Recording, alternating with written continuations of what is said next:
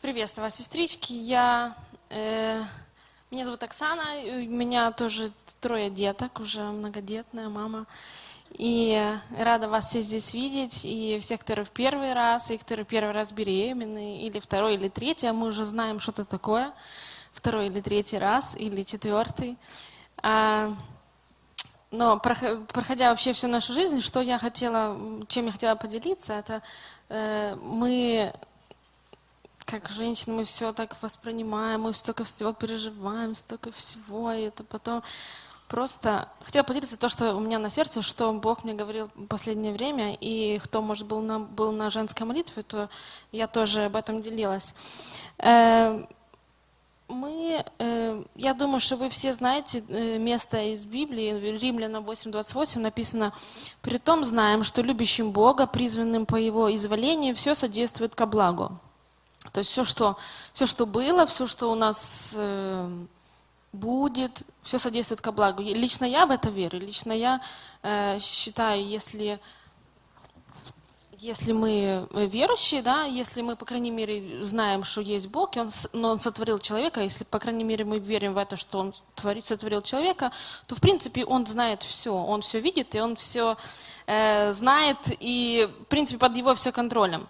И все, что было, это от Него все, что есть, и все, что будет, все, что мы должны пережить, оно для чего-то нам дает. То есть первое мы переживаем одно, потом во второе переживаем, и оно как бы уже второе, 2 вместе, потом совокупность 3, как одного ребенка иметь.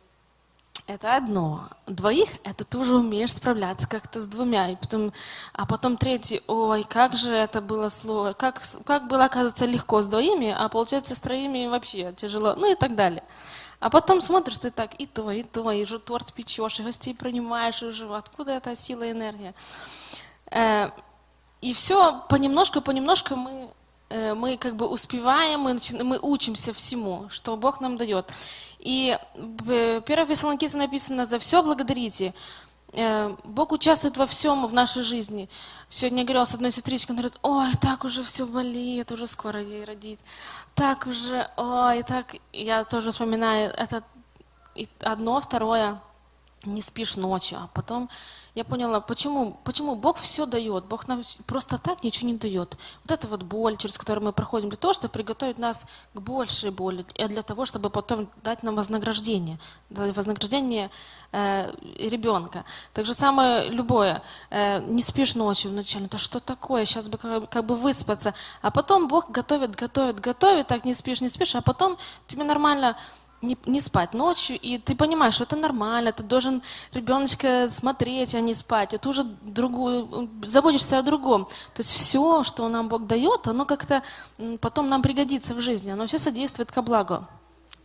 И то, что мы считаем тяжелым, горем иногда бывает, что-то это, оно все необходимо нам для будущего блага. Я хочу, чтобы вы это запомнили, это моя, в принципе, главная тема. Все, что Бог нам дает, все оно сам содействует ко благу. Какое бы оно странное ни было, поддавалось бы оно логике или не поддавалось, а что, а почему, просто молитесь, просто читайте Библию, просто слушайте христианские песни. То, что мне помогает, когда я уже такая вся, то я просто включаю христианскую музыку, пою, и это мне помогает дальше проходить. Бог говорит: мои мысли, не ваши мысли. То есть Бог нам посылает то, что нам нужно, хотя мы этого не всегда понимаем, но для того, чтобы укрепить. Все мы знаем, что женщина – это немощный сосуд. Но на самом деле она очень крепкая, она хрупкая, да, вот как ваза, она как бы крепкая, если ты ее так, она позвенит, потому что это не вата, да, она крепенькая, но она и хрупкая, потому и вот эту вот крепость нам дает Бог, и Он нас закаляет, нас проводит через это, потому, девчонки, не бойтесь, чтобы было у вас какие-то сложности, просто, Боже, почему ты мне это даешь, а что мне от этого вынести? Я как-то говорила, вот я, например, в школе любила физкультуру и музыку. Лично я. Я считаю, что химия вообще мне не нужна была в жизни, физика тоже как бы не нужна. Но в принципе, все нужно для нашего общего развития. Кто-то идет по этому профилю, но в школе нам дают определенные предметы для нашего развития. Мы должны учиться, мы должны развивать свои извилины и двигаться. И это иногда так не хочется. Ну зачем делать эти уроки? Я не хочу, у меня ничего не получается. То же самое в жизни. Я не хочу ночью быть awake. Я хочу ночью спать. И я хочу пойти с девчонками потом на чаечек. У меня же это не получается, но все для нашего блага. То есть та же самая химия в школе была для нашего блага, и те же самые подъемы с утра рано вранти тоже были для нашего блага. Все мы учимся, все мы взрослеем, и так же самое в духовном плане. И в Римлянам написано: «Праведный верою жив будет». То есть мы, как верующие, мы верим, что все для нашего блага. Я ничего не знаю, почему это и что, как мне это, Боже, дай мне. Я верю, что это для моего блага, я верю, что это Ты мне даешь, потому что Ты все над всем. И испытание веры производит терпение. То есть Бог видит нашу веру, она маленькая, и Бог дает испытания. Первый ветер пошел, испытание веры. А на чем ты стоишь? А как ты стоишь? Укоренилось дерево? Не сильно укоренилось, маленький ветер. Потом чуть больше укоренилось, побольше ветер. И потом еще сильнее укоренилось, еще сильнее ветер. И Бог делает сильным деревом нас, женщин, девчонок, девушек, которые мы должны на себе весь дом, и всех детей, всю атмосферу, и все эмоции тоже должны, это все. У мамы хорошее настроение, значит, у всех хорошее настроение. И так же самое, чтобы мы передавали самое лучшее или выносили самое лучшее из даже плохого. И испытание нашей веры производит терпение, то есть это что-то делает, делает, страдания производит, они новое делают, производит терпение, совершенство, повиновение, производит что-то, выращивает что-то хорошее. Потому даже, я помню, я сдавала экзамен в колледже, в училище, я сдавала экзамен, и мне попался какой-то билет, я вообще не знала, я реально не знала, и я такая, что делать, я не знаю, сейчас не сдам госэкзамен, все сидят профессура, понятно, то уже последние они так уже сквозь пальцы смотрят, но все равно так переживаешь, так это. И я реально не знала. И потом я так такая у меня тетрадочка, я была открыла, и реально там, и я просто молниеносно запомнила это, и я потом запомнила на всю свою жизнь вот это вот ответ на мой вопрос, получается.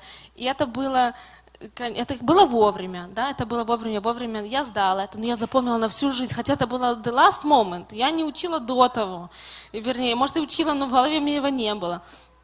А иногда бывает, тебе поставили 2, или плохую оценку не сдал, и ты потом идешь пересдавать, и ты потом все равно учишься. Бог не требует нас совершенства. Мы не можем быть совершенным. Там и уборка, и идеальная жена, идеальная мама, и хорошее настроение, и поет, и красивая, и вся раз такая. Не может. Но понемножку мы учимся всего, Бог дает нам все по чуть-чуть. И даже если мы не вовремя сдаем этот экзамен, то все равно мы достигаем мы учимся потом. Бог не требует уже сию минуту, чтобы ты знал, потому что by the age of 30 лет ты должен знать вот это, а к 32 ты должен знать это. Нет, Бог дает, и Он ждет, потому Он милостивый, Он любящий, просто все с молитвой и все любящим Бога, все содействует ко благу. И так что, девчонки, с радостью принимайте все, что вам Бог дает, держитесь, крепитесь, молитесь, ищите поддержку, звоните кому-то, но помните, если вы не уходите от ответственности, не уходите от того, чтобы Бог вас научил, чтобы Бог вас показал вам на что-то, что поменять, на что обратить внимание. Не бойтесь трудностей в жизни, не бойтесь и с радостью принимайте все, что Бог дает, потому что это все от Бога, потому что вся жизнь от Бога. Верим мы в Бога или нет, все от Бога. Потому держитесь, учитесь, будьте сильными, будьте мужественными. И я бы хотела, чтобы мы сейчас посмотрели видео одно. И после этого мы помолимся. Мы помолимся вместе.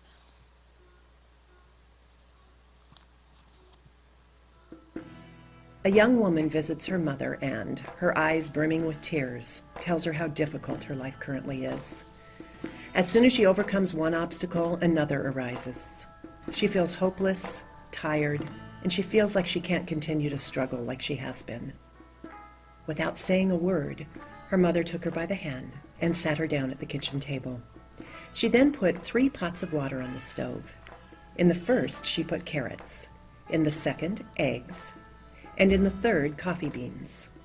She let them boil in the water, still without saying a word.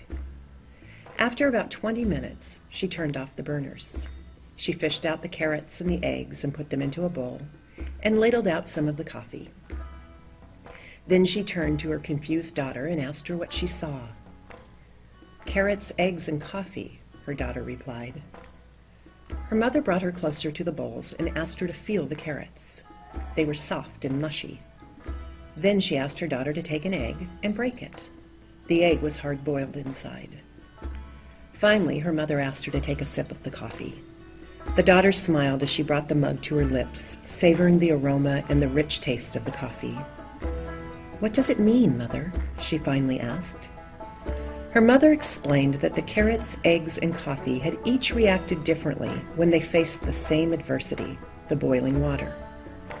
The carrot went in strong, firm, and unrelenting, but wilted when subjected to the boiling water, becoming soft and weak. The egg started out fragile, a thin shell protecting its liquid interior, but became hardened by the heat. The coffee beans were unique. They were not drastically changed, but they transformed the boiling water instead. "Which are you?" the mother asked her daughter. "When you're facing adversity, are you a carrot, an egg, or a coffee bean?" Take a moment to ask yourself this question. Are you the carrot that seems strong, but with pain and adversity wilts and becomes soft and loses strength? Are you the egg that starts with a malleable heart, but with trial and adversity becomes hardened and stiff? Does your shell look the same, but inside do you carry a stiff spirit and a hardened heart? Or are you like the coffee bean, changing the very circumstance that brings the challenge? When things are at their worst, do you become even better and change the situation around you? Don't let adversity change you for the worst. Change the challenging situation for the better.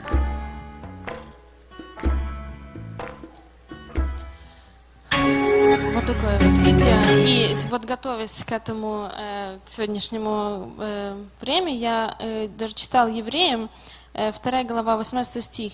«Ибо как сам Он, Иисус, претерпел, был искушен, то может и искушаемым помочь». Вся надежда на Бога, и это всегда помните, что только Бог, не муж. Иногда мы, ой, почему ты мне время мало уделяешь, вот это, и так далее. То есть не находите самого, то есть утешения в муже, главного утешения. Бог дает, это куча работы, да, есть стирать, убирать, слава Богу, что это есть, потому что это нам дает дальше как бы укрепиться, силы, как кто-то идет в джим. У меня нету этого, пас в джим, но это платить деньги для того, чтобы дышать платить деньги, чтобы дышать таким плохим воздухом и тягать эти гири.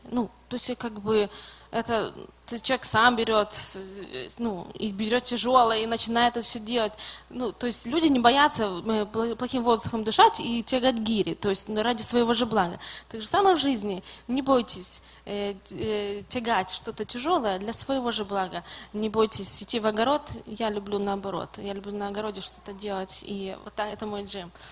Девчонки, все содействует ко благу. И ничто в жизни человека, который любит Бога, не случайно. Помните об этом, и пусть вас Бог благословит. Давайте мы встанем, кто может, и я за вас помолюсь, чтобы вы и мы, чтобы мы держались, и чтобы мы были сильными в Боге, который нас и сотворил.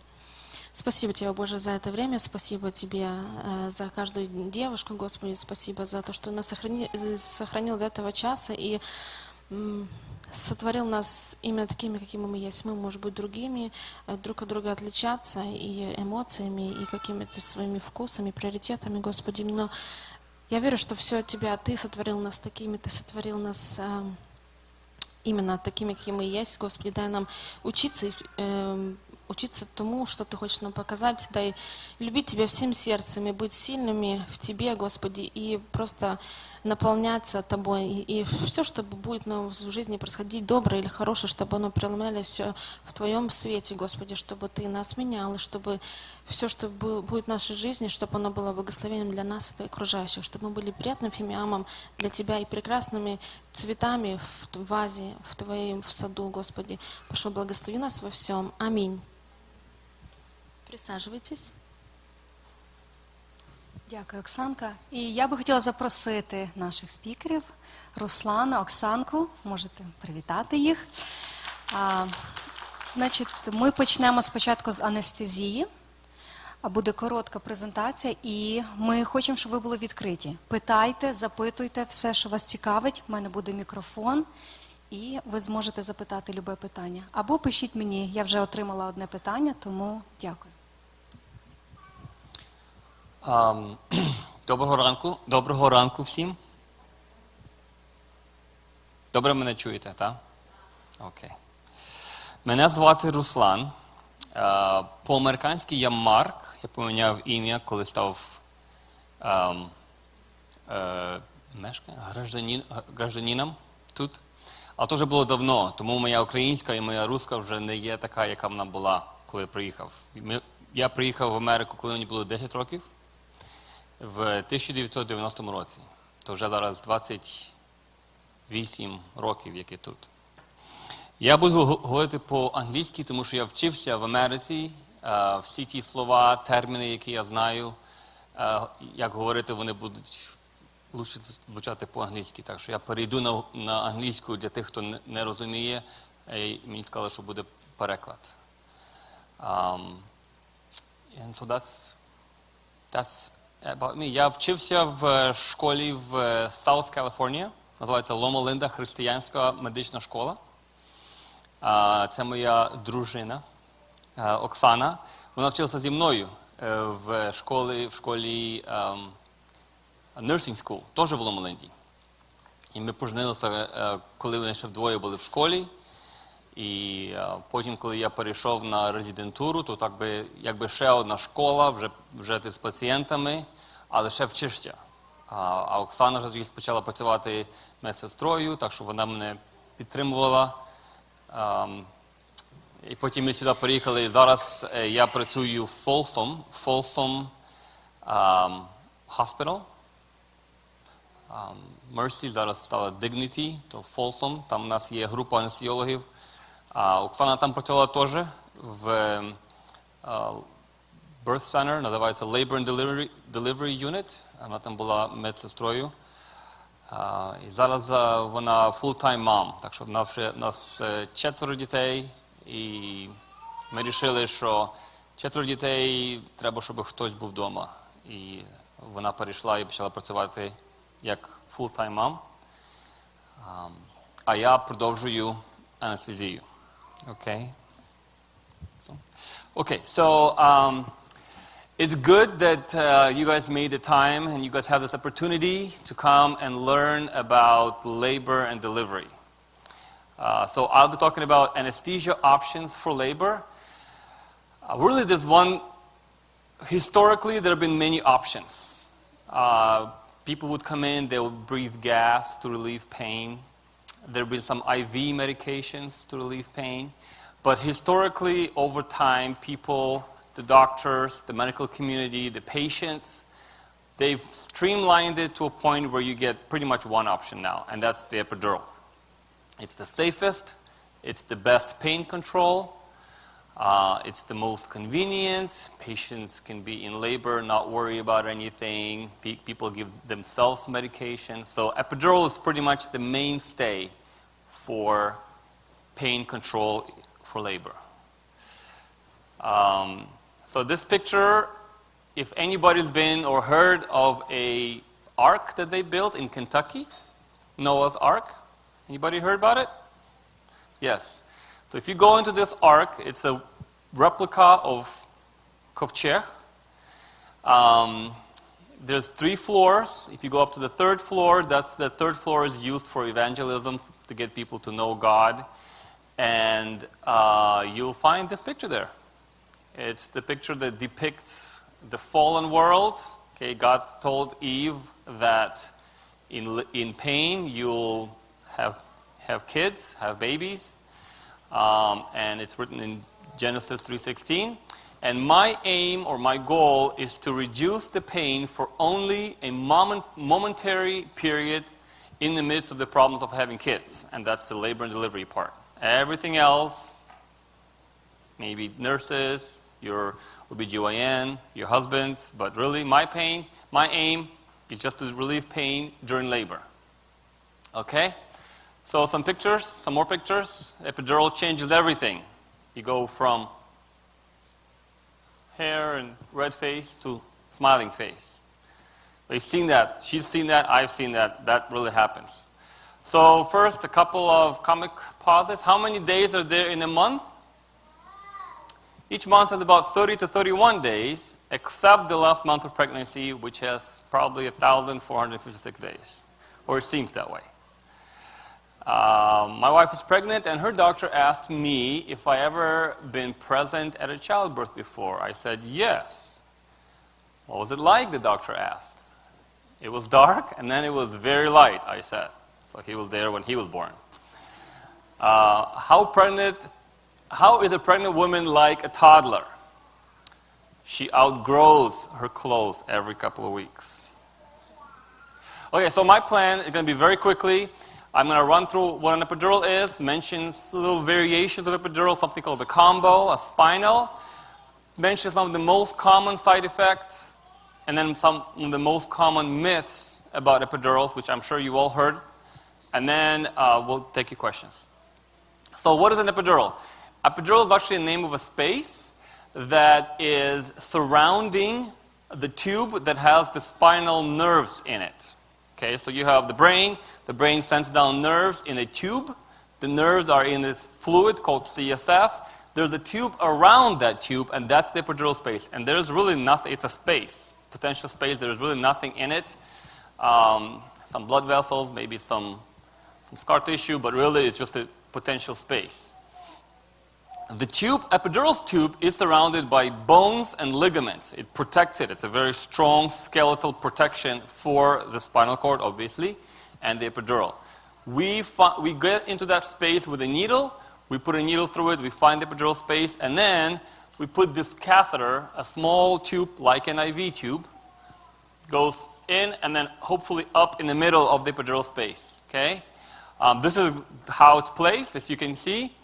The space is found, you're sitting like this, there's a sterile drape, this is iodine, also makes everything sterile. The anesthesiologist is wearing sterile gloves. This person is not wearing them correctly, they're supposed to go higher up here, so these things are rolled down.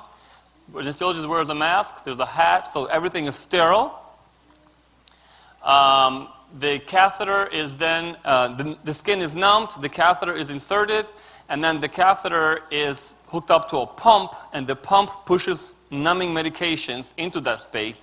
It numbs up the nerves and numbs you up pretty much from here down. Okay.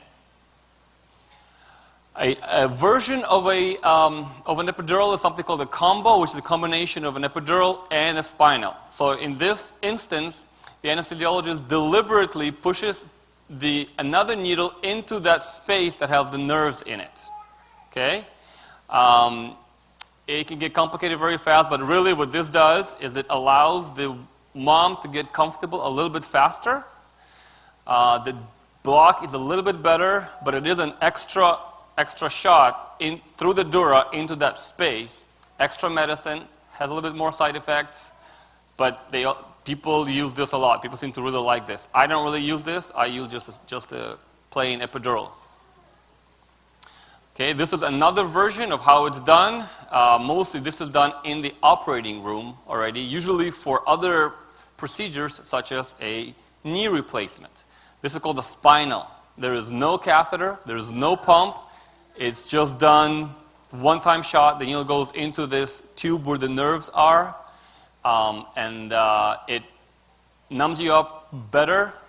They use a little different medication. It numbs you up better, so it's not just a pain relief is pretty much numb, so that they can cut on you and they can do like knee replacements, which means they also saw your bones and other more painful procedures.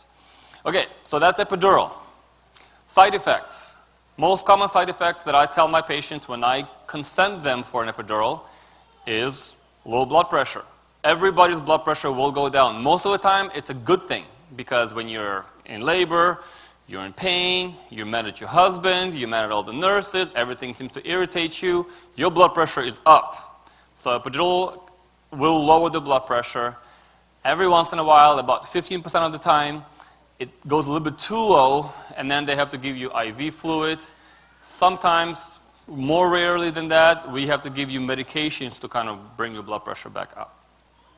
Another very common side effect, nausea, vomiting. This happens even if you don't get an epidural. So whenever that happens to my patients, I tell them it's not me, it's because of labor. The other one is itching. That happens a lot. It's usually not bothersome. People are more worried about their contractions and their nausea. The itching really doesn't really affect them that much. Sometimes it could be severe. That's when they complain about it. Itching, it's not a lot of people think that, oh, I'm itching, that means I'm allergic to it. This itching is different. This itching is not treated with like Benadryl, like you would treat itching. You can be given Benadryl, but that's just to kind of make you sleepy. It's not treating the itching.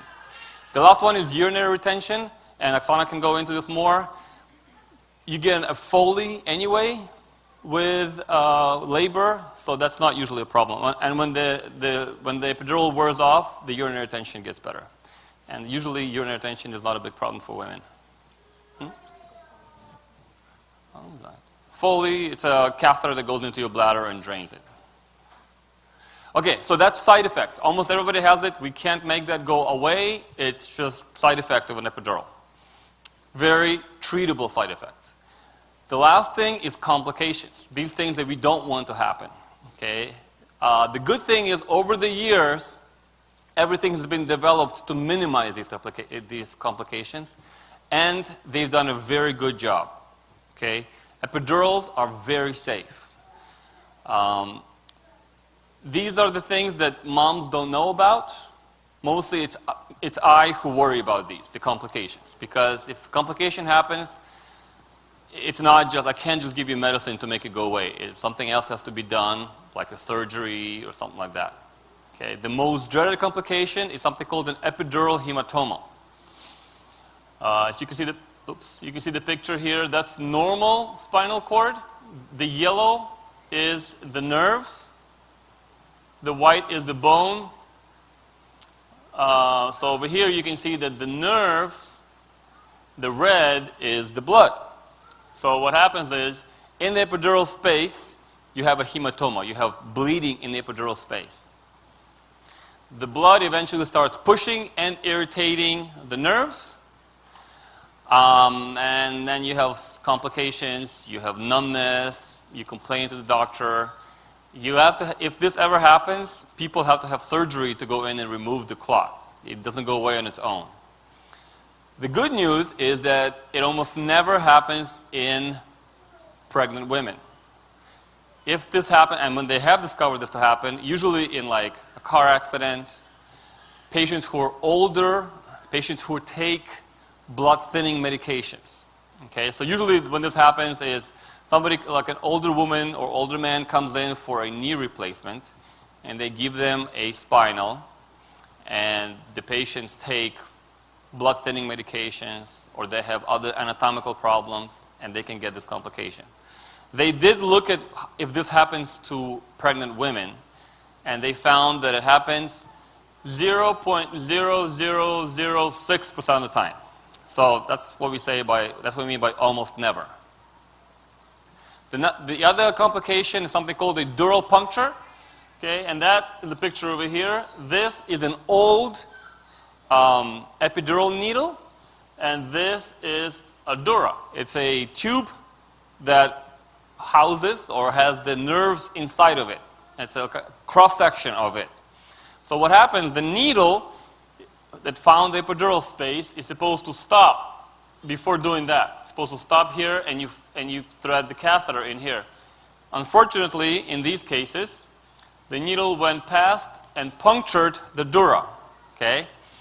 It can happen. Happens about 1% of the time.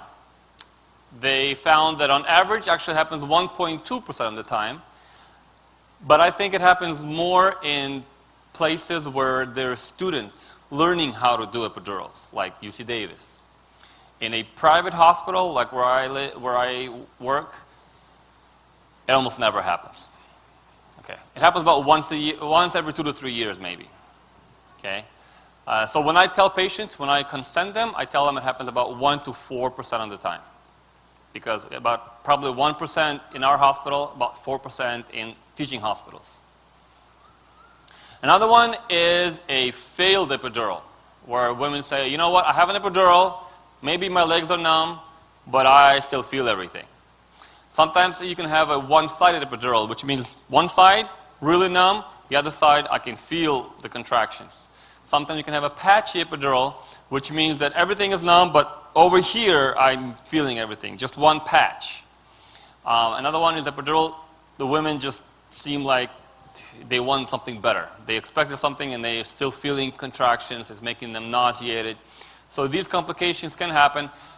This one, there are things that we can try to do to fix it. Okay, so if it's one-sided, we rotate the mom to that side, and hopefully the medicine will just kind of go down and numb up that other side.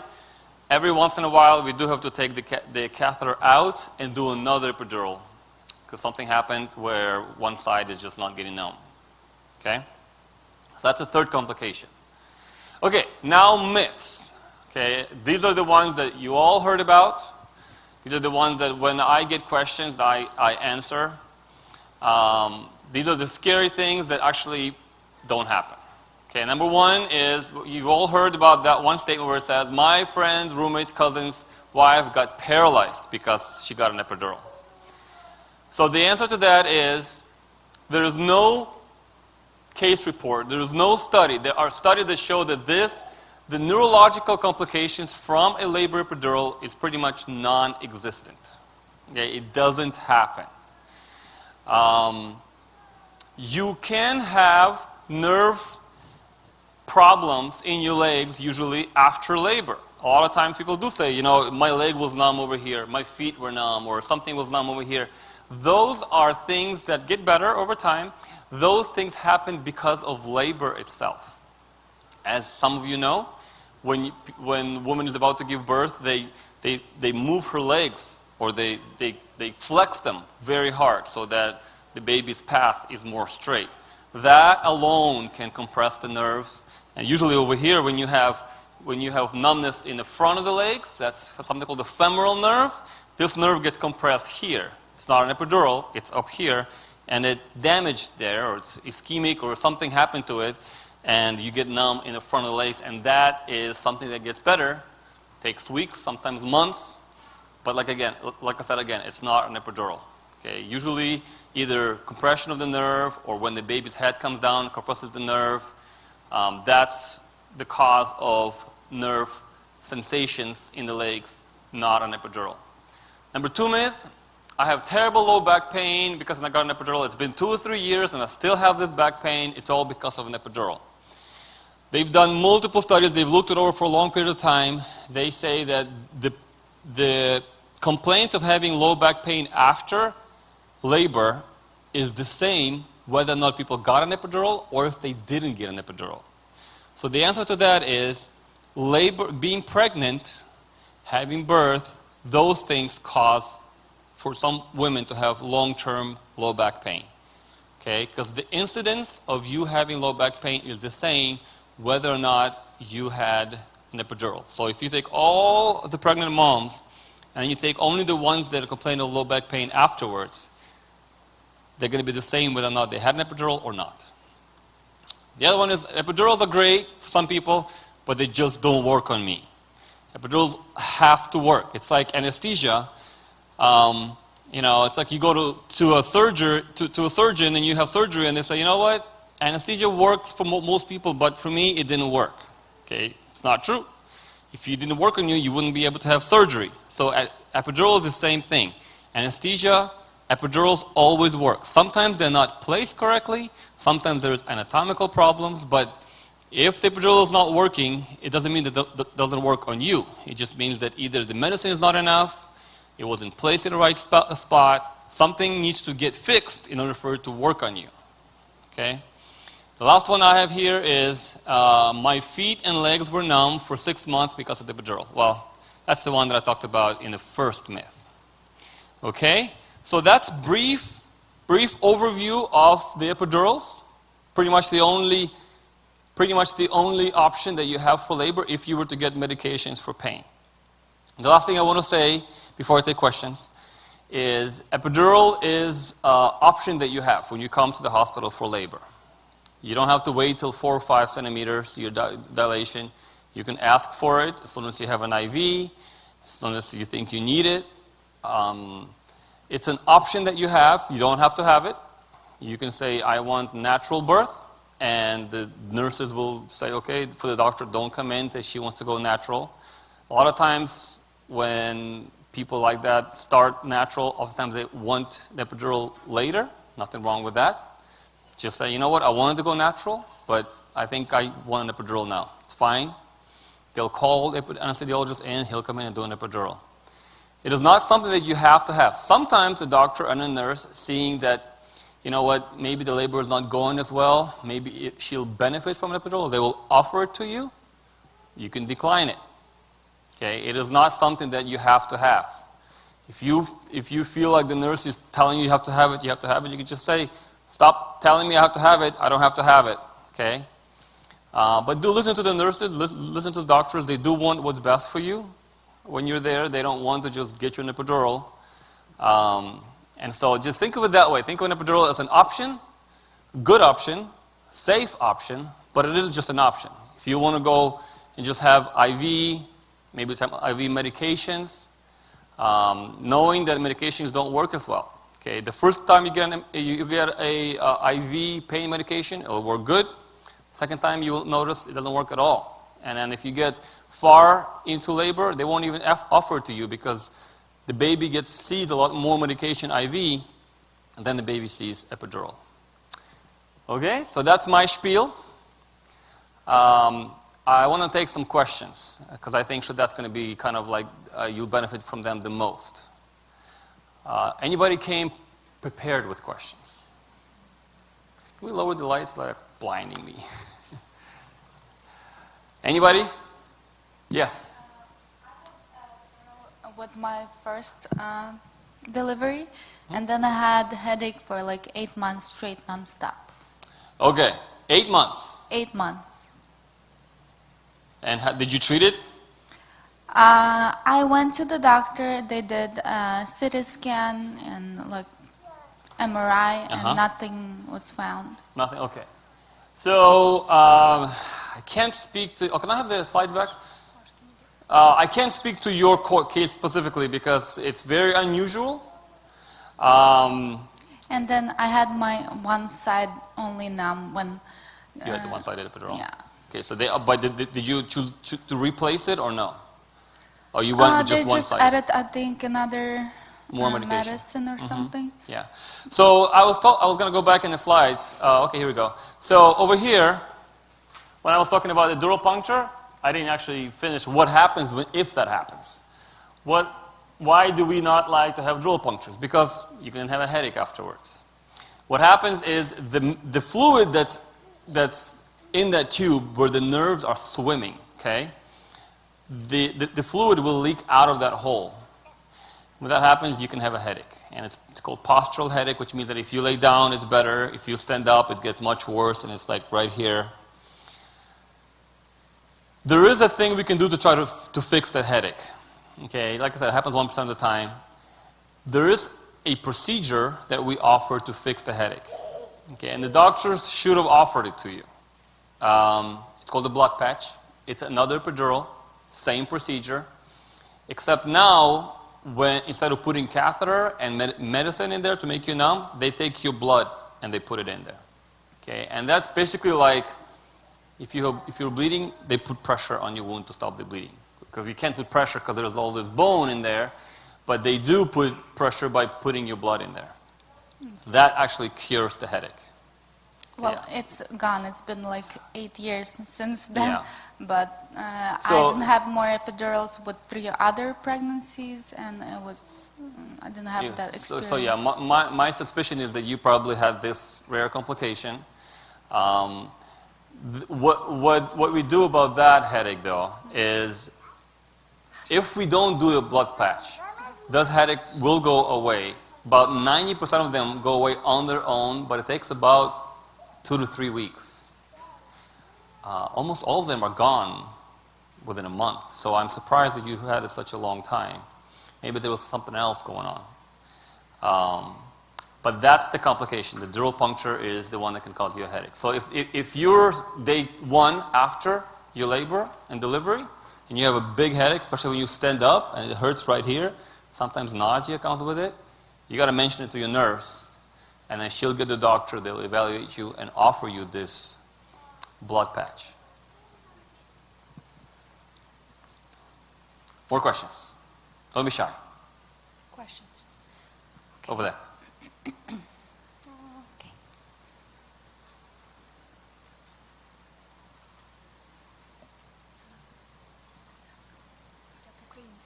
По-українськи можна. Українські. Перші мене пологі, і мені також робили епідуральну анестезію, але не відразу. Тобто я була довший час зі схватками. Пізніше вирішили мені зробити епідуральну, щоб відкриття пішло швидше. І коли мені зробили цей укол, буквально через короткий період часу серцебиття дитини дуже впало, і мені зробили екстрене кесарево. Тобто це епідуральна анестезія повпливала, чи це просто збіг? So the question was, after I got the shot, the epidural placed and activated, which means they gave me medication. Everybody noticed that the baby's heart rate went down, and that does happen. That happens because of the first side effect right here, low blood pressure. So your body, your brain, your kidneys, all the organs, they have a way to auto-regulate blood flow. Which means that if your blood pressure falls, the organs, they have a way to maintain good blood pressure in those organs. The placenta doesn't have that. So when mom's blood pressure falls, there's actually going to be less blood going to the baby. Not completely gone, but it's going to be less. The baby will react by blood pressure, his heart rate will go, or her heart rate will go down. It's common, especially after an epidural. What we do for that is, we fix all the side effects. We give more fluid. We move the mom, change the position of the mom. We give mom oxygen, and rarely we have to give mom medication that will increase the blood pressure. The blood pressure goes up, more blood flows to the baby, and the baby recovers. So it happens. It is reversible, which means that it's not permanent. There is no damage to the baby. It's just one of those things that some moms get, other moms don't. Do you want to say something about that? Yeah, it actually probably one of the most common side effects after epidural. So what nurses normally do or supposed to do is to give, probably a good thing for you guys to know too, like a bolus of fluid, a good half a liter of fluid before the epidural gets placed, so that you do have more volume to begin with before the placement of epidural. And obviously, like he mentioned, since you have more volume, there's going to be more, even if your blood pressure drops a little bit, there's going to be more, still enough blood flow to the baby. But this is one of the things that nurses watch the most, because this is literally most common side effect. So you give a bolus, and then that if that still happens, then you already, help with oxygen, position mom on the side where, usually left side, because there's more blood flow to the baby in that position. And then doctors sometimes, if that doesn't help, then they'll come in and give another medication into your IV, which basically will correct it, usually, most of the time. So all those maneuvers, most of the time they work. Every once in a while, if the heart rate is not coming back up, the blood pressure is now good, then what they do is they give a medication to relax your uterus, because if it relaxes, there's more blood flow and the baby does recover. And so, another common side effect that happens, yes. Ruslan, I got a message. I will read in Ukrainian. Підскажіть про капельниці, які ставлять під час родів. Це епітосіум, да, які визивають роди, я так поняла, як вони називаються. Я ставила, але інтервал між схватками став більший, тому і помаліше відкривалася шийка. Чи варто її ставити наступного разу? Okay, I think what you're talking about is just IV fluid. So everyone who comes to the hospital has to have an IV. Because if something happens, the doctors have to say, we try to do everything we can to help, and the only thing we can do is give medications and stuff like this. So if you want to have a natural labor where you don't have an epidural, you can still have that, but you still have to have an IV. Okay? When you're given IV fluids, it does space out your contractions. Because just what happens? Increased fluid. Sometimes actually people who have premature contractions, they will go to the hospital, they will give them IV fluids to stop those premature contractions. And so when you're in early labor, IV fluids does space out your contractions. It's not something to worry about though, because if you're in real labor, time will tell, time will come, and you'll go back to normal rate, 2 or 3 minutes. So, am I right about that? I mean, this is more of a... Is this what the question was?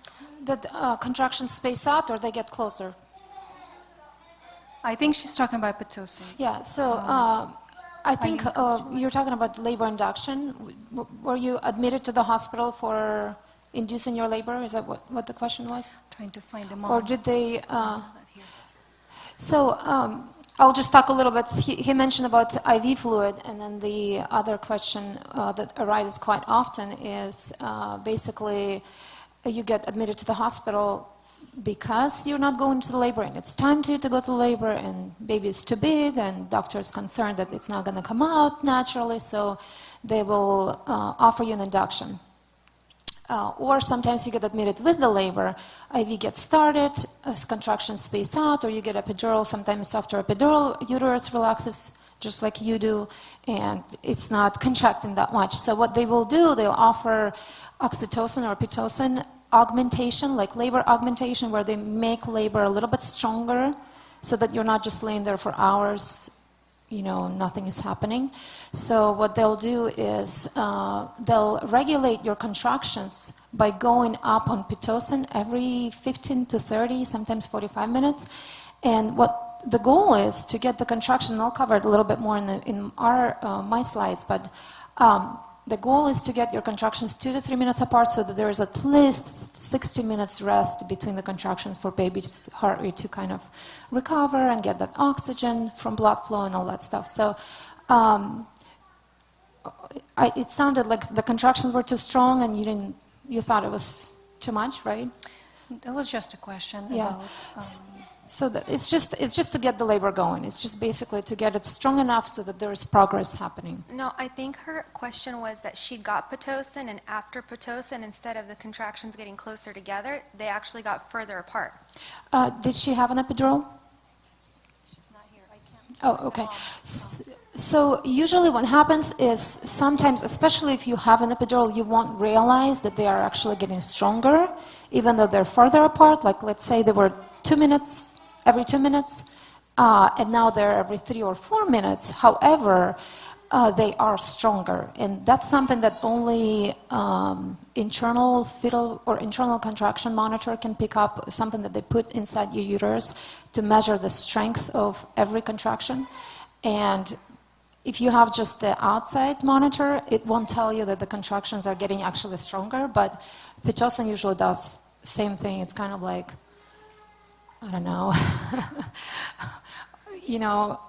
if you drink coffee, you'll feel more awake. Same thing with contractions, or with Pitocin or oxytocin, it will make your contractions stronger, even if they look like they're spacing out, but they are actually stronger. So, I don't know if that helps. Does that answer the question? I have one more question, Ruslan, for you about epidural. So, with my first pregnancy, I was over 2 weeks, baby was getting big, and they didn't. In my last checkup, doctor didn't want me to send home, so they kept me in the hospital, induction, and I was like, no, I'm doing this natural. And so they offered me a walk-in epidural. Could you talk a little bit more? How they do nowadays? I really liked it. I was able to walk. They still offered me a hot shower, balloon, and all the different positions. I really liked it. They were working with me, and with the walk-in epidural, the pain was bearable. Like I could терпіти, ще могла трошки більше терпіти. Could you say about walk-in epidural? Is it only specific hospitals that offer this? Not everywhere. It was Sadr that I gave birth.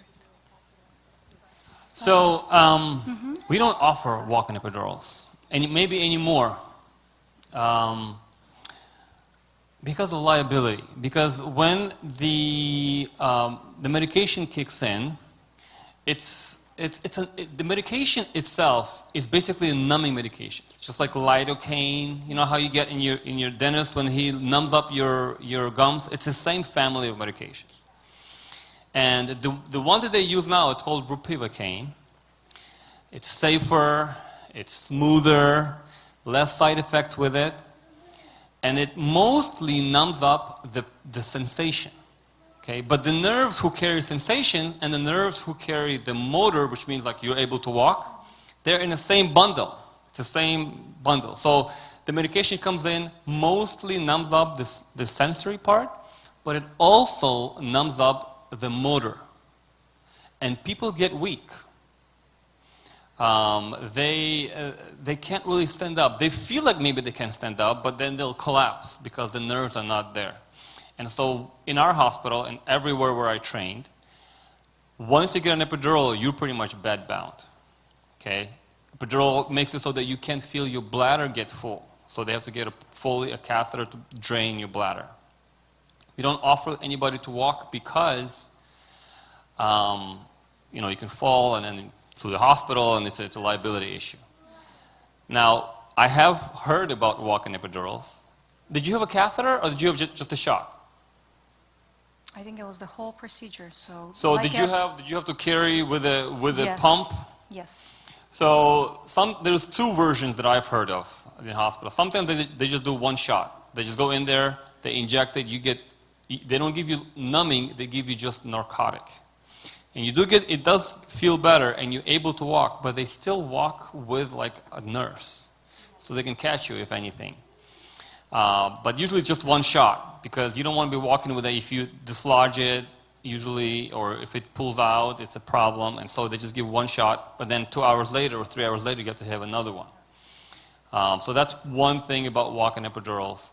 Or Oksana says that there's also times when they give you much less than they would for a real labor epidural, and then you're walking around with the pump, and it does make you bearable. You can still feel them, obviously. They can't make you numb, but it's more bearable. So I know that some people, I guess you really liked it. My advice is to not have that. If you're able to walk, maybe ask for IV pain medication, so that it can make it so that it's more bearable. But don't get an epidural or a shot, because I think there's more problems with it. There's more side effects. You have to get more than one shot, and there is a real potential that you might buckle under your feet and fall down. Do you have anything to add? Which hospital was it? I'm just curious. Sadr, really? Roseville or downtown? Downtown. The old one. It's very interesting. I've heard a lot about that, but I actually thought it was more of a private type of practice, midwives type of offices and stuff like that. So that's interesting. And how many years was it ago? 4.5. 4.5 years? Oh, Yes. so that means they're probably still doing it. Not sure. Yeah.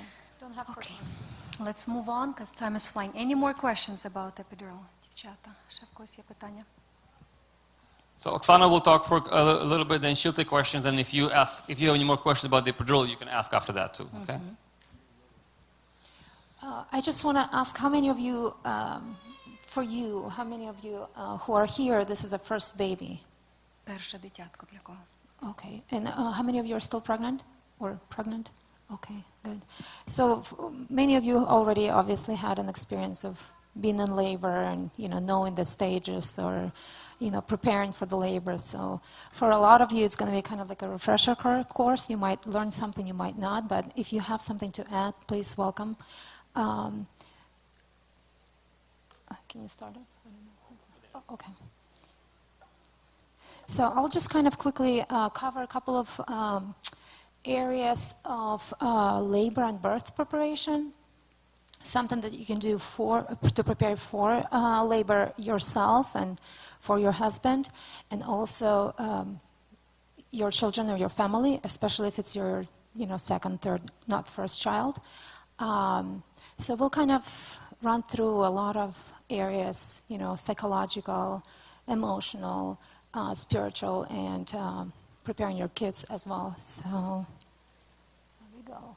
I really like certain places in the Bible as your emotional or spiritual preparation, because especially if it's your first child, you are super nervous. It's an unknown land for you. You don't know what to expect.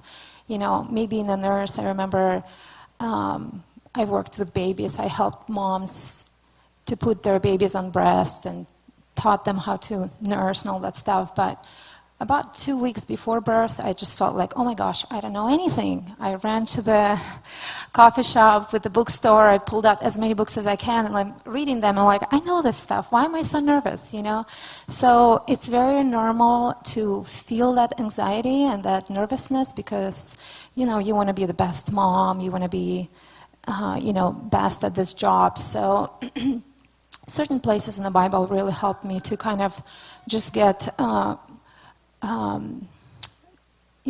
mind refigured almost and come down a little bit about the whole process. So one of them is «Я возвожу очи мои к горам, откуда помощь моя приходит». So literally nothing there is out there that's waiting for me. God will not give me anything that I cannot handle, and obviously He'll give me help. Where my help comes from the Lord, the maker of heaven and earth. So if He made you mom, He will help you through it. And a few more verses, I can see it very well from here.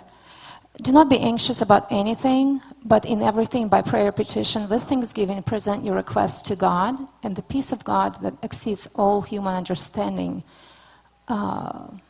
will be with you. So that was a good one too. So just like I already mentioned, that the first-time parents, it's very common to feel anxious. So turn to God. I just want to encourage you to turn to God through this time. Sometimes you can ask friends and maybe mom groups and stuff like that. They can share. That's helpful too. But Bible is the ultimate, and God is the ultimate help. So other things you can do is, thank God for this baby, bless your baby, and ask Him to pretty much guide you through that process. Psalm 101, Joshua 1:8, those are good places, almost like a prayer templates that you can use to literally fill in your baby's name in there and just pray for your baby. May the Lord bless, and you put baby's name and keep you, and may the Lord shine your face on you. Even when the baby is still in the uterus, it's never too early to pray.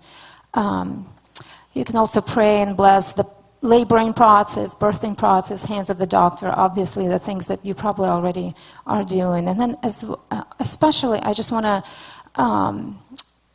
pay closer attention to the older siblings, because I think in our culture we don't really talk as much about that. When the baby comes home, and there's another, let's say, in our family it was especially noticeable. We have older son Lucas, and he just kept asking us, both of us, Mom, do you still love me? Now that there is little sister, she's so cute, and he couldn't help to enjoy her. He was very nervous that we're gonna love his little sister more than we love him. So for us, it was very kind of like shocking, but at the same time, it was good to tell him we love you still. And, I think for the first 3 months after our second child was born, I spent more time with my first child than with the second child. And she was perfect for that because she slept well and she was in a good routine. So I literally used her nap time to read him stories, play with him, talk to him and reassure him that we still care and love him. And it's just a normal and expected reaction for some kids. So in terms of physical pre-birth preparation, it's actually very good for you to exercise or keep active. And I know it's sometimes hard just to think about like getting out of the house, but it's good for your, not just body, but your mental health, it just airs you out. A very good, super good exercise is swimming. Doctors recommend that the most because it relieves the pressure of your feet, and water actually lifts your uterus a little bit more. So even if you can't swim, just walk in the shallow end of the pool back and forth. It really, keeps your muscles strong for the labor. And when you deliver, you're not completely like, muscleless, person. So just to keep that blood going. Now, in terms of packing for the hospital, many of you probably already know this, but personal hygiene items, you want to pack not just for yourself and the baby, but also pack for your husband as well. If the labor is going to be long, you want to, maybe bring a change of clothes for him, some snacks for him, like, I don't know, what he likes, nuts or whatever, just to keep him there in the room. He's not starving. And by the way, husbands are always welcome to take a shower in your room. It's not something that's forbidden. So this way he'll actually stay there. So very good in terms of snacks for a wife or for a mother in labor is popsicles. Believe it or not, if you're in labor and you're starving, all we give you is ice. If you bring your own popsicles, we can toss it in the freezer, and it'll be there for the entire time when you're in labor. So if you feel like, I'm so tired of ice, they can bring you popsicles, your popsicle that you brought with you, and you can just, have a little bit more flavor to your ice. So that's a good one. And then very good one is gums too, because especially if you end up with a surgery, with C-section, gum helps move your guts, and after surgery it's very good. And during labor, that's really the only thing you can have, just ice and chewing gum. Let's see what else I put in there. So obviously a couple of sets of clothes for the baby, rear-facing car seat. Do you guys have any additions to what is a good thing to pack with you? Just to share? No? Magazines, books. If you get an epidural, you're going to have lots of time to kill. For the first probably hour to 2, you'll sleep, but afterwards you just have all this time on your hands. So I see moms all the time bringing magazines or books for themselves and the husband, and they just read. Let's see. So for the afterbirth, so before baby arrives, I think it's very wise for parents to stock up their freezer with something that's healthy and doesn't take a lot of time to cook, like pelmeni, So I heard some people even freeze golubцы, some people freeze borscht, in the Ziploc bags. They do a lot of things to make their job easier as a mom after the baby arrives, but yet have a healthy diet. So those are good. Let's see. So I already mentioned a little bit about preparing your family for the child arrival or baby arrival. And this slide talks a lot about the fact that mom is the one who sets the mood of the family. So if the mom is stressing out, sleep deprived, haven't eaten, let's say, for the last 8 hours because she was up with the baby and cooking, cleaning, overworked, with laundry, nursing, some infants nurse every 2 hours, our case. And let's say you just haven't even taken a shower in 3 days. How do you deal with that? So that's where kind of like anticipating before childbirth is helpful, where you have maybe you line up your freezer, you line up your support, somebody who can hang out with the older siblings especially, or somebody who can come in and give you a break to take a shower if your husband is working sunrise to sundown. So kind of things like that. You just want to prepare and plan ahead. Then for the childbirth, you also want to plan in terms of like when the baby arrives. Does your husband want to cut the cord? This always comes up, and husbands just kind of look at you, clueless. Cut what? So this is one of the things you can also discuss. Do you want to cut it? And just be prepared for it. Also, another thing that husbands don't always know is the fact that they can bond with the baby. Mama just right away gets the baby, she nurses, she's doing all these things, and husbands sometimes they just feel a little bit left out. They don't know what to do, how to help. So thinking about that and anticipating the things that they can help with, and maybe talking or reading some articles like, changing diapers, or like for example, soft, which is basically literally bonding with the baby, where when mom is taking a nap or taking a shower, dad takes his shirt off and he puts the baby on his skin, which is called skin to skin. That's what S stands for. And then O is baby. You'll be surprised how they perk up the minute they're on somebody's skin. They feel the heartbeat, so it makes them feel like they're in utero still. It's very soothing for them. And F is for fingertip touch. Don't be afraid to touch that baby with your little fingers or big fingers. You won't hurt them. And then just T for time together. Obviously, just cover the baby with the blanket on top of your skin. So it's very important for husbands to take time and do that, and give moms sometimes, break, even in the hospitals. But if you don't encourage this time together, it never will happen. If you don't think about that, it will not happen. So it's just a good thing to keep in mind. Another point is paid family leave. Right over here.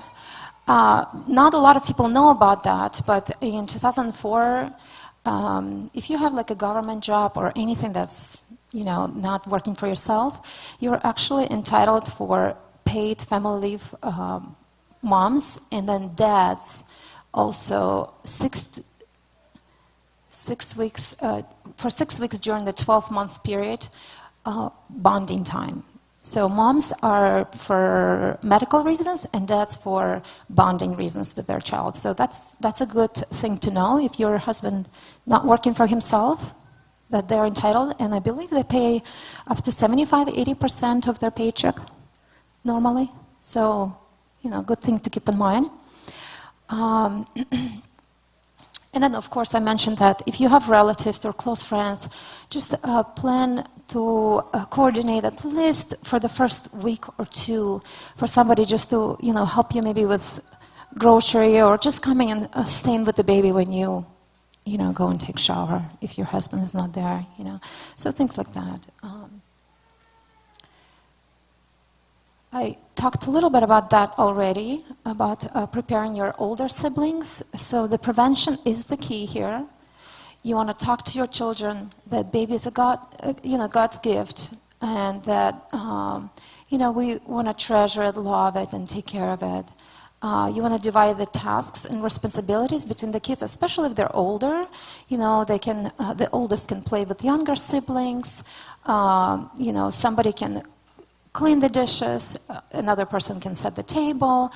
For the youngest, you can show, little tasks like, can you hand me the diaper for the baby, the wipes, the pacifier, put the laundry in the bin, things like that. And they will feel empowered and helpful or useful rather than ignored. So if you can get them involved rather than don't touch that, you can hurt the baby, don't touch the pacifier, where you can actually teach, okay, before you take the pacifier, you can rinse it and then bring it to baby, put it in her mouth, show them that, okay, if you want to hold the baby, they can get curious.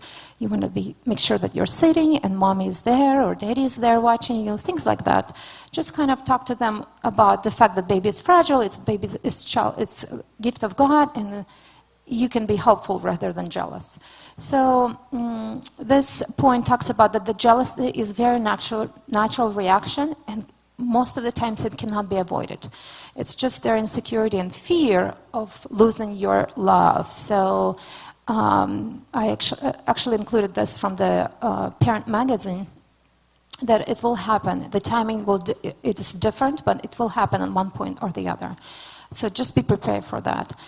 Spend extra time if possible, like I mentioned with my son. I ended up spending a lot more time with him than with his baby sister. And then like I mentioned here, the prevention is the key. Prevent the feelings of I'm being replaced, mommy doesn't love me anymore. Rather encourage the attitudes of, big helper, you're going to be a big brother or big sister, and when the baby grows up, you're going to spend time together, and just focus on positive. The biggest thing you want to do is avoid making your older child feel guilty or feel ashamed for those feelings. Those feelings are normal and natural. Just help them to be secure in your love. So at this point, we're going to just jump into labor and delivery process. So again, another thing that you want to be prepared and a little bit, almost like educate yourself and your spouse about, Mark already talked about epidural, but about your options for labor and delivery. And if you have questions, just don't be timid to ask your doctor. If he starts talking about labor induction or labor, rupturing your bag of water to get the labor going. If you have questions, don't feel like, I don't know what he's talking about, but I don't want to ask him questions because I don't want to sound dumb. Most of the things are just unknown to you, so doctors know that as long as you ask questions, they'll always answer them. So educate. If you're planning on natural birth, I would strongly suggest learning the ways that you can basically go through this successfully. One of them ways is the breathing techniques. There is also pressure massage that your husband can learn how to do, how to support and reassure you. There's different ways you can do it. Just browse through the internet, and there's a lot of options that might and might not work for you, but if you come prepared, it'll be helpful. So breathing usually is very nice because it redirects you from being panicking with every contraction, whereas you're more focused on your breathing. So it's not the breathing that helps, it just helps you to redirect your focus onto something else from the pain. So the way you and your husband can prepare for that is Lamaze classes are a very good tool. Usually every hospital, whichever hospital you decide to give birth, they offer those classes. I believe they might be even covered by your insurance. You can also read online about that and just kind of be prepared. In terms of pain control, Mark really covered a lot of it. One thing I want to mention about IV pain medicine, a lot of our moms choose, not Americans, but a lot of Slavic moms, they choose IV pain medication. It's not a bad option. The only thing that you need to be aware of that pain medication does enter your bloodstream and bloodstream of the baby. So this is something that you will be able to get only until about your 7-8 centimeters. The worst pain is the last stages of labor when baby's head is starting to come down, and at that point you can't have that pain medication anymore. Because if you're getting narcotic, which is pain medication, it'll be in baby's bloodstream for another half an hour after birth, which basically can stop them from breathing for another half an hour. So when they come out, and if they have pain medication on board in their bloodstream, they pretty much won't breathe. So they will need to go through the entire resuscitation of after childbirth. So this is a good thing to keep in mind, that IV pain medication is not a bad option, but you will not be able to have it for the last stage of labor, where it's the most pain, right? All right, let's see. And epidural, I feel like my husband covered that portion very well.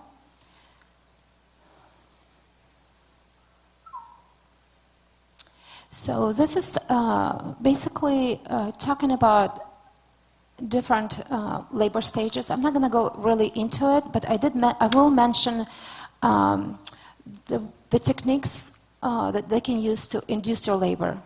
We talked about Pitocin or prostaglandins, and sometimes they artificially rupture your membranes. So elective induction, when doctors use those terms, it just means that your cervix is ready and you're ready for pretty much labor to deliver this baby. Medical induction usually has to do with the fact that you're not really most of the times your cervix is not really ready, and there is a reason why they want to induce you. Most of the time it's your post-term.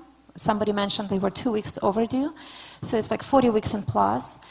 Some of them have medical reasons, like baby's not growing inside the uterus, or mom develops like preeclampsia, which is basically high blood pressure during pregnancy, and other diseases like pelvic disease and stuff like that. So a lot of times they will offer it to you for elective induction if you're ready, and you can't. Most hospitals don't offer it unless it's medically indicated. For example, Folsom Hospital, they will not induce you unless you're 38 plus weeks. So they will let that baby sit there and cook until it comes out, and then if you're already 39 weeks, maybe they'll offer that option to you. But they're moving away from this, and I think it's actually a good thing. And then there's augmented vaginal birth, and I mentioned that earlier when I was answering some questions. So augmented birth is basically you're in labor, but it slows down, and they try to make it stronger with Pitocin. Sometimes rupture membranes too, and that usually speeds up the process. And I mentioned over here that don't be afraid to ask questions.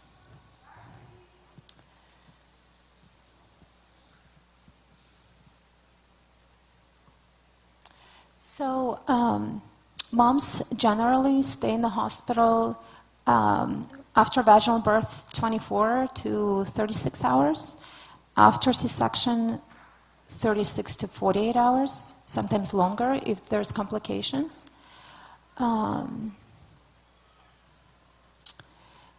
Let's see.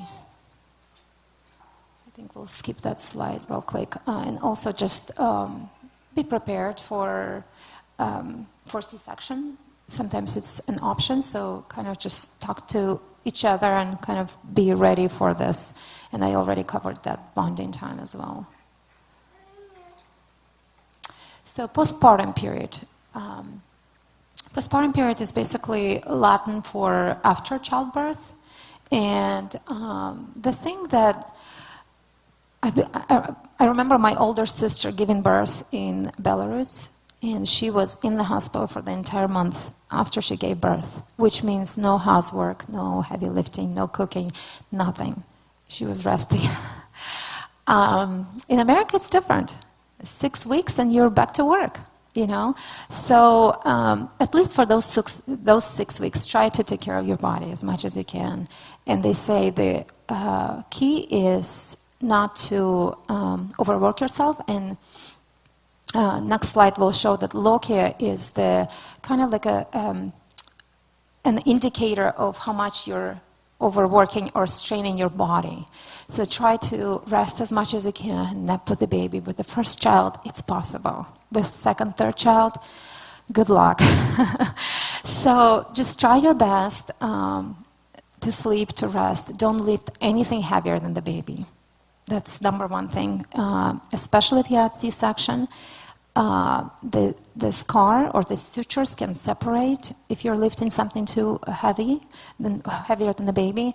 Going up and down the stairs also is very dangerous for the scar and for you.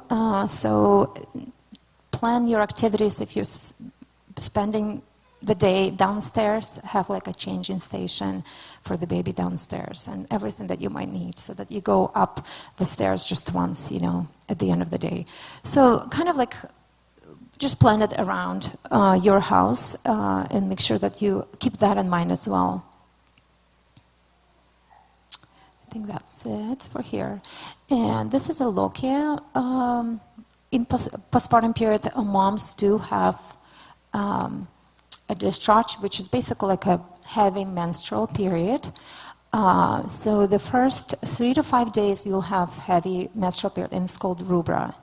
The second, from day 6 to, I don't know if I mentioned that here, but for about 6 weeks, you will, I'm sorry, not 6 weeks, a couple of weeks, you will have alba, which is basically whitish and yellowish discharge, until about 6 weeks. And again, you can look at this discharge, like if you already were in serosa phase and now you're starting to have, again, rubra, you know that you've been overworking yourself.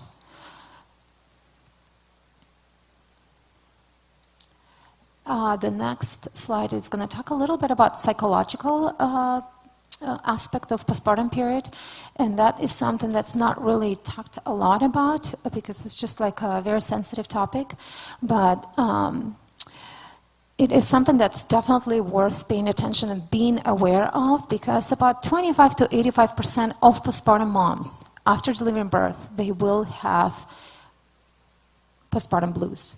Blues is just feeling sad, feeling a little, not super happy. You are sleep deprived, you're not really eating much, and you're like fussing around the baby, and you're just... So this is something that, good thing to be aware of. If you or your husband notice that, just try to take breaks, try to sleep, try to talk to somebody who can help you around that. Try to maybe going out, even if it's still grocery store, just to air out and get out of the house. 7 to 17% will experience clinical depression, which is basically you're depressed all the time, you're sad all the time, it's just not sometimes. So this is kind of like a spectrum, it progresses. If you don't take care of the postpartum blues, it can move towards postpartum depression. And at that point, you really want to talk to your doctor. OBGYN is a good one, and they can give you a good referral for good help during that. And then rarely, 1 in 1,000 cases, women will develop postpartum psychosis, and that already is like the far end of the spectrum, where mom is not just feeling sad anymore or depressed all the time. She's having psychological symptoms like hallucinations and stuff like that. So it's definitely something that you should be aware of and talk to your husband. If he notices something or you notice something, it's not something to be ashamed of. It's something good to basically start acting, start getting help.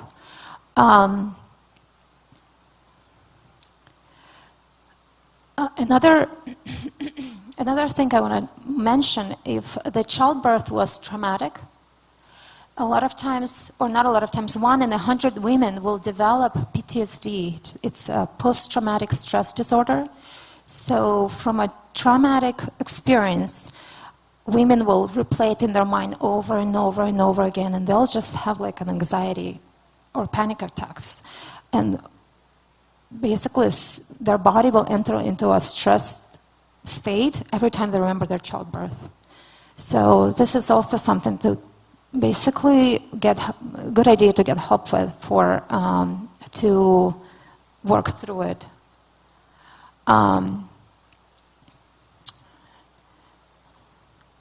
So after you go home, especially after C-section, I mentioned that you don't want to lift anything heavier than the baby, and you want to use your localia as the gauge for your activity if you're overworking yourself, if you're activity is too strenuous for you.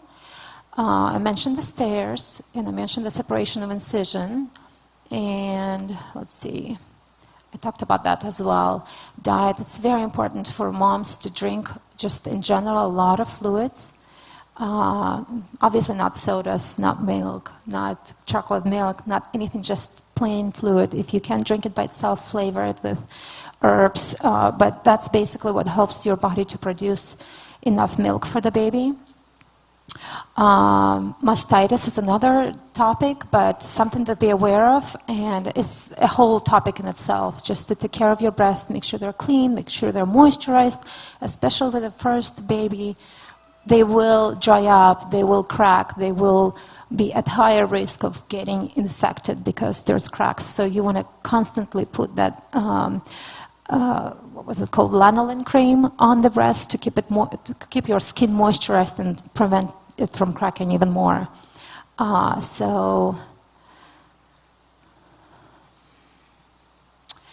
This is obviously you don't want to submerge your body into anything for 6 weeks, 10 weeks after C-section.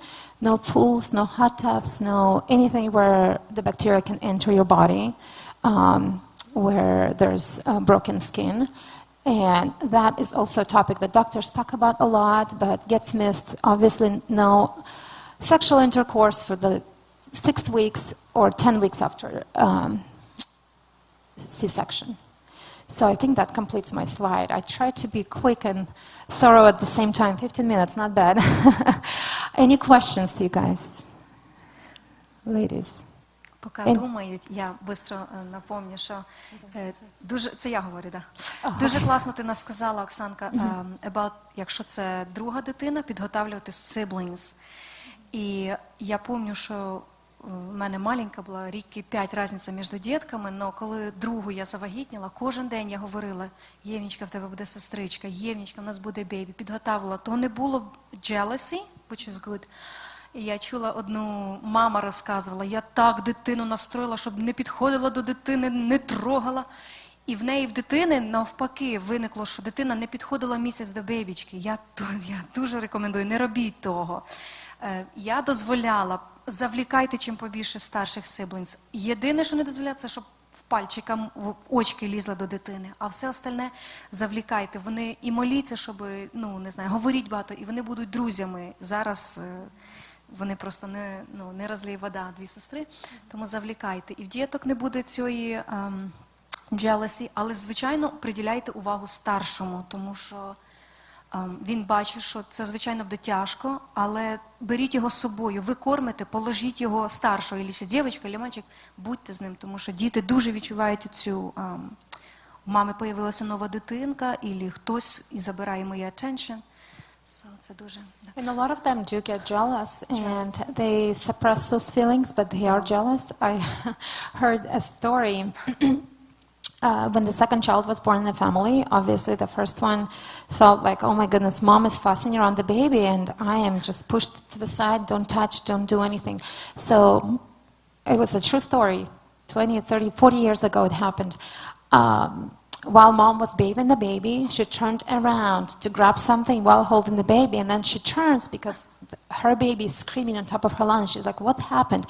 She turns to find the older sibling holding the wooden spoon, and after she hit the baby. So, like, you don't want to get to that point.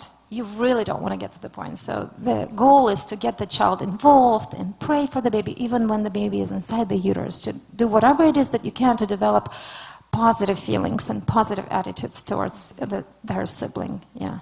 And the only thing I want to add to that is, especially if you have your baby, your second baby, your third baby, during the winter, where the viruses, bacteria, especially kids, they come sick from school, just have a lot of good hand washing. It's okay to come touch it, but have them wash their hands. Say, oh, you want to play with the baby here, go wash your hands with soap and come back here and we can do that. And same thing with other aunts, uncles, nephews, cousins also. Good hand washing is very good because you don't want to get the baby sick in the first month. If fact, in our family, he was the policeman for hand washing. Anybody entered the house and wanted to be near the baby or not, he would just ask them, "Can you please wash your hands? You're in this house, with the..." Anyway, so I think it's a good thing to remember because we spread our germs mostly through our mouth. Our hands. You sneeze, you touch your face, you cover your mouth, everything's on your hands. You touch door handles, everything's on your hands. So that's a good one. Дуже мало часу і хочеться багато. Оксан, дуже мами часто питають, як довго мені бути вдома, після того, як родиться дитина. Звичайно, виходити це добре. Але от період оцей, я особисто теж раджу бути вдома, не виходити public places. Якщо це grocery, just send your husband. Якщо це, попросіть, щоб дитятку, особливо winter time, fall time. What would you recommend? That's a very good question. For some reason, all of our kids pretty much are born In winter, we have an end of October baby and two in January that are winter kids. And with our second daughter, we, at 8 weeks, was she a little under 8 weeks or 1 month? Yeah. She was 28 days. So our goal was, if we do go someplace, we just go for walks to get fresh air, bundle the baby, if it's a winter baby, obviously, blankets and all that stuff. But as a rule of thumb, I did not even go to church for 2 months, 8 weeks. 2 months. A baby's immune system for the first month up to 8 weeks is considered an immune system of a cancer patient who just got through the cancer treatment. It's pretty much non-existent. So when I see like newborns and moms walking around Walmart, Target, grocery stores with the newborn, I'm like, what are you doing? This is crazy. You're exposing your child to all these germs. There's people sneezing, coughing. It's a grocery store. Same thing with church. With our son, I remember I went to my younger sister's graduation where there was a huge crowd. He was January baby, graduation was in May, 4 months? So, healthy kid, just being in a huge auditorium with lots of people, he came back with fever. So in church, this is like, everything is flying around in the air. People sneeze. There's no negative pressure ventilation where, air gets pumped out, air gets pumped in, but everything is staying here. So unfortunately, it's not safe to come to church either. Like you will have higher chances of having your child get sick with something. So our rule was until their immunity is strong enough, for 8 weeks, I just stayed home. I would go for walks, I would go to places where there's not a lot of crowds, and if I'm going to the grocery store, he stays with the baby, I go. And that was my way of, airing out too. Any other questions, moms? У нас дуже мало часу. No? Тоді я запитаю. Oksana, first mom, what she should bring to the hospital? Hospital bag. Can you give few? Оля хоче question. So I think I mentioned that a little bit in our slides, but basically anything that you and your husband will need while you're in labor, especially if it's your first labor, it'll be long. It can be up to 3, up to 4 days. So like I mentioned, mom will not be allowed, if she gets an epidural and if she's in active labor or even in early labor, she cannot eat anything. She can drink and she can, juices and she can have ice. That's all she can have. If you bring a gum or a lollipop, a sucker, like Lifesaver or something, that's okay. That's not solid food. You will not be able to have solids in your stomach because just in case they have to rush you to a C-section, you will basically aspirate. You will have, under anesthesia, they numb you and you can have an aspiration. So you will not be able to have anything solid, everything liquid. So popsicles, suckers, gums. For husband, you can bring crackers or whatever his favorite snack is. Meat, if you can manage. Jerky. Maybe that dry beef jerky or something like that. That's a good one too. Books, because if you do get an epidural, obviously you'll have a lot of time to kill. It takes time. If you're not planning to have an epidural, be prepared for childbirth. Come with gadgets. Come with pressure massages. Lower back is the only thing that bothers women the most during childbirth. So when you put pressure on the back of on the lower back, it relieves that pain. So there's a lot of things that they sell for that, something that you can turn on and it vibrates, something that you can just put pressure on. So with our second child, or our second daughter childbirth, we were not able to get an epidural. The birth was so fast that it was just him. And I was like, where's my epidural? And they go, and they tell me it's not safe anymore. So that was like helpful that he knew what to do, even though we were not prepared, but he knew what to do. And he helped me to breathe through them. And it was just something that you just want to come prepared for childbirth. You were talking about the little Back. в Kaiser with my third baby. Я родила, ми родили натурально, тому що вже швидкі роди були. Well, I got my essential oils, peppermint, pain away, and it worked great for me. І Оксанка mentioned very good point. Я дуже всіх теж strongly encourage breathing. Breathing is amazing. You breathe the baby out. I mean, it was great. Я не кричала, я не тратила енергії. Just deep breaths and highly encourage. В hospitals, в них є classes where you go and educate. When they talking, you're like, oh, breathing, що серйозно? But it helped amazingly. Вони вчать, як дихати. No, they really work. Plus, your baby gets the It just helps you to stay focused on something else rather than focusing on the pain during the contraction. And sometimes what happens is, before the contraction is there, and that's speaking from personal experience, you're already freaking out about the next contraction because it's gonna be painful. So at the time when you have to relax and slow down your breathing and catch your breath in those 60 seconds that you have between the contractions, instead of doing that, you start freaking out about the next one. So the good thing to do is literally you look at your husband in the eyes and he tells you, come down, look at me, breathe with me. Yes. And if you're breathing too fast, if you're not breathing correctly, if you're breathing out more than you're breathing in, you'll end up hyperventilating. Your fingers will get numb, you get lightheaded, and some people even faint. So that's why those breathing techniques are very helpful, because it just helps you to focus on something else rather than your pain. Поки я не забула, в Кайзері, хто буде родити, в них є those patches, дуже класно. Я така була рада, вони мені поставили, воно забирало біль, бідний мій чоловік вже, в мене вже руки болять. То they have them in the hospital. You can ask them in the hospital. Natasha has a question.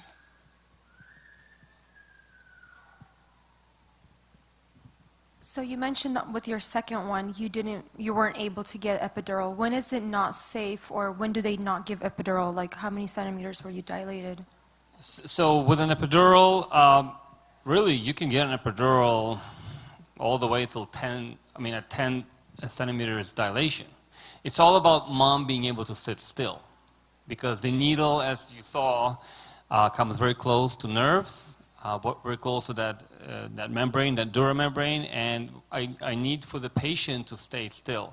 If you think you can stay still at 10 centimeters dilation, then by all means, sit up and I'll do an epidural. The only thing with epidural, remember, it takes about 20 minutes once the catheter is in and the medication is in for it to fully kick in. So for first-time moms, the one that will push for 2 hours, 3 hours, it's okay. But oftentimes, for Oksana, it was her second baby, and she came out 2 or 3 contractions. It wasn't time. Another thing is, if you are already at 7 or 8 centimeters and you're going fast, they can do a spinal. Usually spinals are done for C-sections, but in our hospital, some of our guys, including me, we do spinals for these last hour of labor. It works. It often works very well. The problem is that if it doesn't work very well, we can't do another one. So we have to do an epidural if there is time, because it's just one-time shot. I've had some of our ladies from our church have very good experience with that last-minute spinal, and some of them didn't. Some of them, it does slow down a little bit. Contractions do slow down. So if you're coming in, you went fast, you're now 9 centimeters, I do a spinal. Oftentimes, you think you're going to deliver in an hour, but actually, after the spinal, after you come down, after the IV fluids, you slow down. And then 2 hours later, you're like, okay, I need something else. So then we can either offer another spinal or an epidural. So that's kind of the things to be thinking about. Other questions? Да, у меня такой вопрос. Я когда была в больнице, мне ставили IV-флуид, все вот это дело, и у меня очень часто, когда прекращали на какое-то время IV-флуид подавать, у меня вены как бы клаг было, и им надо было менять IV, часто довольно-таки. И была проблема с этим, они не могли мне то ли попасть в вену, и оно, ну, короче говоря, вызывали анестезиолога, и он мне сказал, что у меня может быть плохая сворачиваемость крови, и мне из-за этого, может, нельзя будет поставить эпидурал. Это правда? No. So the IV clotting or blocking off, that's just baseline nursing IV management. If you don't have something running through it for a long time, it can clot. Or if you don't tape it correctly, it can come out. Or if you put it right here and you bend it, it will bend and it won't work. The IV, I have never used what happens to the IV as my indication of whether or not to give patients spinals or epidurals. We do that through other things like labs, or I have been told that I have a blood clotting problem. Remember, I talked about the epidural hematoma, where the blood is in the epidural, very dreaded complication. And so if somebody comes in and tells me that, listen, when I cut myself, I bleed for a long time, or have a family member or family history of bleeding problems, then I say, okay, let's do some more studies to figure out if it's normal, if it's good, if it's safe for you to have an epidural. Or there is a blood test that we do, it's called a CBC, a blood count, where they look at your white count, your red blood cells count, and your platelets. Platelets, they participate in the clotting. If that's too low, which is probably what happened in your case, that's most likely. If the platelets are too low, there's a number below which I won't place an epidural because I'm afraid of the epidural hematoma. And that's kind of common, so that's probably what happened in your case. Останнє питання, одне-два. Є? Є, окей. This is really not a question, but I know that a few hospitals, they offer doulas. And I actually started volunteering as one, but I took a break. And they're really helpful. They can't really offer any medical advice, but they can bring you a ball and have you, position you well, or put on essential oils. It's just something, if some moms don't know about but it's very helpful. A lot of good things. Doulas, I think, is a great option for single moms. And the reason why is because they pretty much are going to be doing what your husband should be doing. And if you want him to be part of this process, just educate together what it is that he can do. But literally, all doulas do is tell you how to breathe, which is what your husband can do. They can turn on this, essential oil in your room, or give you the massager, which is your husband can do. And I think he'll feel more like he's part of the process rather than being pushed to the side. My personal experience, I have seen some doulas, and I just feel like with the ones that I have seen, the husband gets pushed to the side a little bit more than he should be. I think he should be part of the process. My personal opinion, but I think if you're single or your husband is away, like some military wives where the husband is away on the, what is it called, mission, or so if he's not there, you want somebody obviously there for support. That's a great option.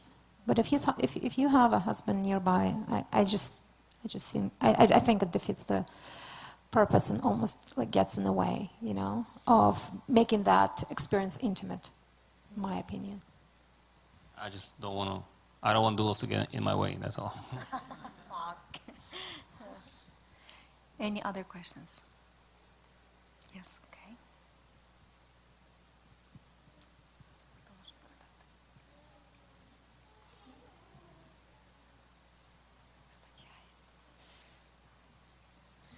I also have rather a comment than a question, because I feel like you talked a lot about some procedures and some rules, but I feel like they apply to certain hospitals, but not for all of them.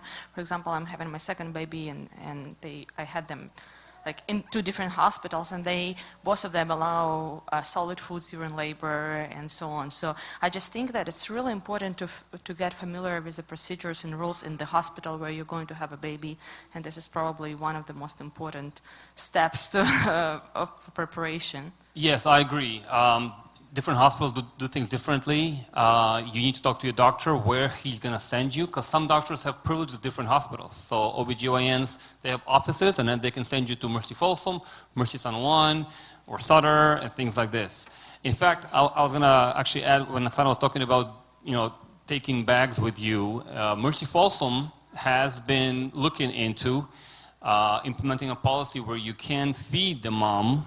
If everything's going good, if she's just in the first stage of labor, then you can give her food. There's pushback.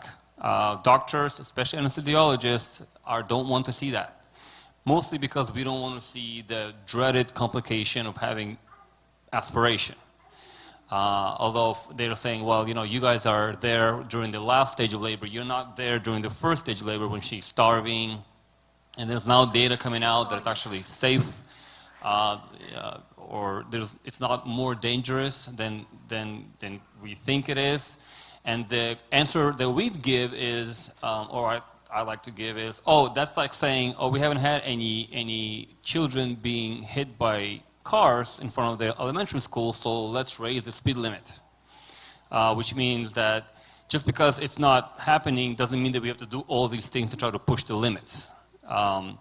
But I do think that there needs to be more, people need to look into more. Maybe when they're just coming in and they're dilated 3 to 4 and they're just, don't even have an epidural yet. The labor is projected to be for 24 hours. Don't starve the mom. Give them Jell-O, give them things that pass the stomach quickly. So it depends on what kind of labor you're in right now. In very latent or very early stages of labor, in fact, there's ways to induce mom with basically a cold side attack. It's a prostaglandin that gets inserted. You either swallow it or it gets inserted behind your cervix. And what it does, it starts causing the contractions to soften up your cervix so that your cervix is, malleable or ready to get dilated. So initially it's very long, and then once it thins out, then it can stretch. So if you're on side attack induction, it can be 3-4 days. So with those, we usually allow, and if the cervix is closed, tight, and it's long, you can eat.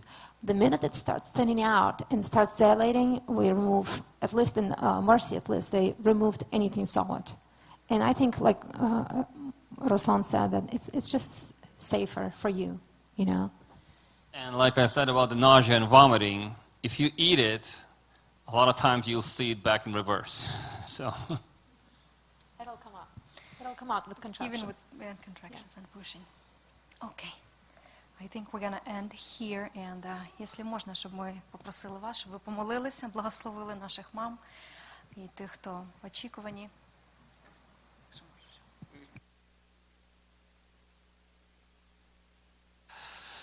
Господь наш і Бог наш, ми дякуємо Тобі за цю можливість бути тут, вчитися, розказувати, share our experience, share our ideas, share what we think is right. But in the end, Lord, it's up to you. It's up to how you decide it's going to be. We can be prepared, we can pray, and we can do what we can do, but in the end, we rely on you for us to have a safe labor, a pleasant labor as much as we can. We ask you, Lord, to please bless our moms here, bless their labor, bless their pregnancies, bless their labors, Lord, bless the nurses, the hospitals, everybody who will be taking care of them, and bless their newborn babies. Help them to be a blessing to them and a joy to you. We ask all this in the name of our Lord Jesus Christ. Amen.